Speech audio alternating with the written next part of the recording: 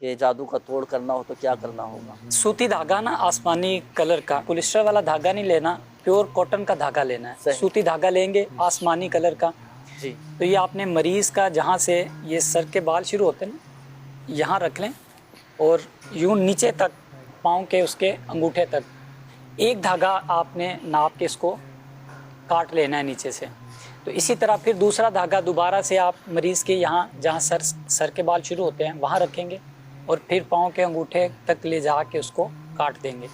इस तरह आपने 11 धागे जो हैं ये एक मरीज़ के, जिनका भी आपको लगता है कि इसके ऊपर जादू हो गया या वैसे चेक करना चाहते हैं मेरे ऊपर जादू है कि नहीं, तो ये वाला अमल से आपको चेक भी हो जाएगा कि आपके ऊपर जादू है भी या नहीं है। अगर हुआ भी तो इंशाअल्लाह करीम इस अमल की बरकत से आपका ये जादू ख़त्म हो जाएगा। तो 11 धागे आप इसके नाप लेंगे और नापने के बाद आपने इस धागे को 2 मरतबा तय करना है। मिसाल ये आपने एक मरीज़ के नाप का ये आपका धागा हुआ, अब इस धागे को आप दोबारा से ये फोल्ड कर लें। ये 1 मरतबा तय करना हुआ? ये 1 मरतबा तय हो। सही। अब ये आधा हो गया। सही। अब मज़ीद इसको एक बार फिर आप तय करें। अच्छा। तो ये अब इसके चौथा हिस्सा समझ लें ये बन गया।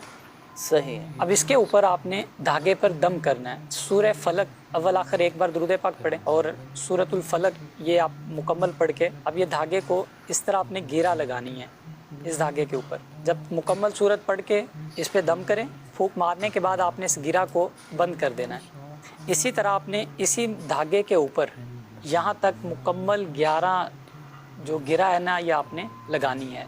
यानी एक बार आप सूरह फलक पढ़ेंगे, अव्वल आखिर दुरूद पाक पढ़ेंगे, पढ़ के आपने इसके ऊपर जो है वो दम करेंगे धागे के ऊपर सुराख में। अब ये दूसरी गिरा लगाई जा रही, तो इसके ऊपर आप दम करके तो आखिर में इसको बंद कर दें। तो ये आपकी गिरा जो है एक दूसरे के ऊपर भी ना आए, तरतीब के साथ आपने इन सारी गिरा को लगाना है। आखिर में आप इसको दहकते हुए जो कोयले हैं गर्म किए हुए उसके ऊपर आप इस धागे को डाल दें। अब इसमें से ना बहुत ख़तरनाक सी बदबू आती है अगर बंदे के ऊपर जादू हो।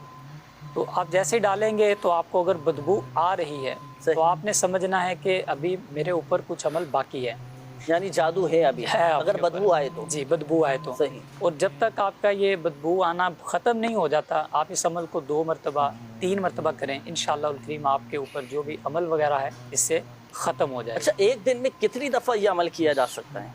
ये जुनैद भाई ऐसा भी होता है कि एक ही मरतबा करें तो ये तोड़ हो जाता है। अल्हम्दुलिल्लाह। सही। बिलफर्ज अगर जैसे बदबू नहीं आई तो उसी दिन दोबारा कर सकते हैं, दूसरे दिन किया जाए? उसी दिन दोबारा कर लें, 3 मरतबा कर लें, 2 बार 3 बार कर लें। इंशाअल्लाह करीम आपके ऊपर जो भी जादू असरात अमलियात वगैरह के मामलात हैं इसकी बरकत से इंशाअल्लाह सब खत्म। ये तो बहुत अच्छा माशाल्लाह, लोगों की बहुत सारे मसाइल का हल मिल गया। जिनको ये खदशात, जिनको वसवसे शुकूक व शुबहात रहती है ना, मुझ पर किसी ने जादू करवा दिया, आप खुद चेक करें मुझ पर जादू है या नहीं, पता कैसे चलेगा? इसका मुकम्मल तरीक़ाकार भी अल्हम्दुलिल्लाह अज़्ज़ व जल आपको बता दिया गया है।